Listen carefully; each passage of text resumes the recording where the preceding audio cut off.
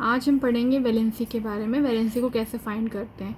तो इसके लिए सबसे पहले हमें 3 चीज़ें पता होना चाहिए। एक तो एलिमेंट्स हमें याद होने चाहिए, फिर उनके एटॉमिक नंबर भी हमको याद होने चाहिए साथ में सीरियल वाइज, फिर हमको उसका इलेक्ट्रॉनिक कॉन्फ़िगरेशन भी पता होना चाहिए कि उसमें कितने शेल्स हैं और कितने शेल्स फिल हो रहे हैं। तो हम कोई भी एलिमेंट ले लेते हैं, जैसे कि मैंने ले लिया यहाँ पर क्लोरीन ले लिया। तो क्लोरीन का एटॉमिक नंबर हमको याद रखना है कि 17 होता है और एटॉमिक नंबर को हम डिनोट करते हैं कैपिटल Z से। तो इस 17 को हम ब्रेक करेंगे, इस ब्रेक करना ही इलेक्ट्रॉनिक कॉन्फ़िगरेशन कहलाता है। तो 17 को हम KLMN शेल में ब्रेक करेंगे। K शेल में आता है 2 ही शेल उसमें फिल होते हैं ऑक्टेट। फिर आपका आता है 8, फिर कितना बचा, 17 में 2 निकल गया, 8 निकल गया, बचा 7।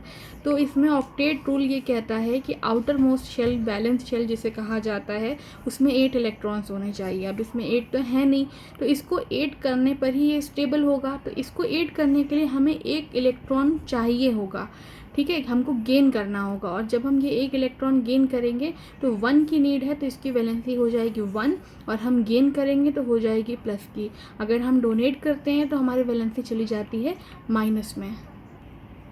इस दूसरे एलिमेंट की वैलेंसी भी फाइंड कर सकते हैं। तो अब आप इसी मेथड से फाइंड करिए सोडियम यानी कि Na की और मैग्नीशियम यानी कि Mg की, इन दोनों की वैलेंसी फाइंड करिए।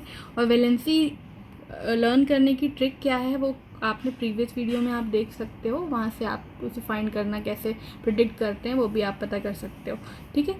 तो इसी तरीके से हम इन दोनों की वैलेंसी निकालेंगे, जो आप ट्राई करिए। Okay, thank you.